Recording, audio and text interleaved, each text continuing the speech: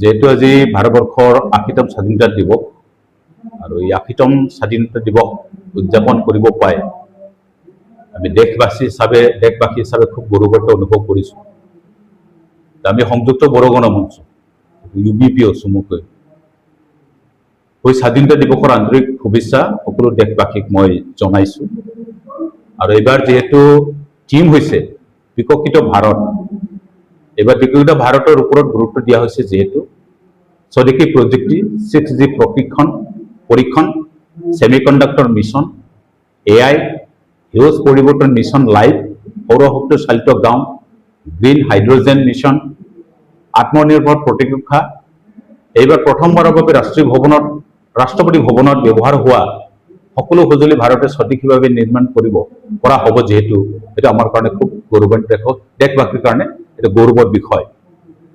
Digital India বাছিনি AI ভিত্তিক অনুবাদকৰ দ্বারা প্রধানমন্ত্রীর ভাষণখন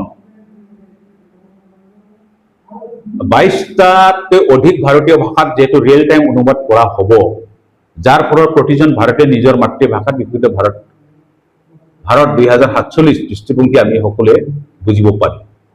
যেহেতু আমিও বড়ো ভাষাত যেহেতু বড়ো ভাষা 22টা ভাষার ভিতরতে যেহেতু অনুবাদ করা হব, বড়ো ভাষাটো করা হব, আমি নিজের ভাষাত এই বিষয়টো বুঝিব পাই নতেই আমি গৌৰৱান্বিত অনুভৱ কৰিছোঁ।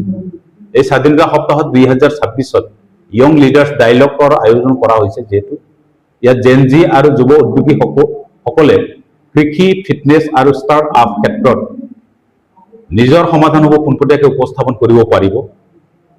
আৰু আমিও আজি গৌৰৱান্বিত যেহেতু ভাৰতবৰ্ষত যিমান নেকি জাতি জনগোষ্ঠী আছে, প্ৰতিটো জাতি জনগোষ্ঠীৰ যেটো আত্মৰক্ষা বা সমমৰ্যাদাৰ কাৰণে যিবিলাক সমস্যাসমূহ আছে সেই সমস্যাসমূহ সমাধান কৰাৰ স্বাৰ্থত দেশখনে বা এই চৰকাৰখনে কাম কৰি আছে। বিশেষকৈ তাৰ কাৰণে মই প্ৰধানমন্ত্ৰী নৰেন্দ্ৰ মোদী ডাঙৰীয়াক মই ধন্যবাদ জনাইছোঁ আৰু কৃতজ্ঞতা জনাইছোঁ। আৰু যেহেতু আমি দীঘলীয়া এটা আন্দোলন পৰিস্থিতিত বড়ো কছাৰী কল্যাণ সাহিত্য পৰিষদ পাবলৈ সক্ষম হলো। BTRৰ বাহিৰত যিটো বড়ো শান্তি চুক্তিৰ আধাৰত এই কাউন্সিলখন আজি পূৰ্ণাংগ এটা মৰ্যাদা পাবলৈ গৈ আছে। তাৰ কাৰণে মই চৰকাৰক, ভাৰত চৰকাৰ তথা অসম চৰকাৰক মই ধন্যবাদ আৰু কৃতজ্ঞতা জনাইছোঁ। আৰু আমি এটা কথা সদায় লক্ষ্য কৰা উচিত যে আমি সকলোৱে স্বাধীনতাক লৈ গৌৰৱান্বিত কৰিলেও আৰু কৰিবই লাগিব, আৰু স্বাধীনতাক আমি সকলোৱে সন্মান কৰা উচিত।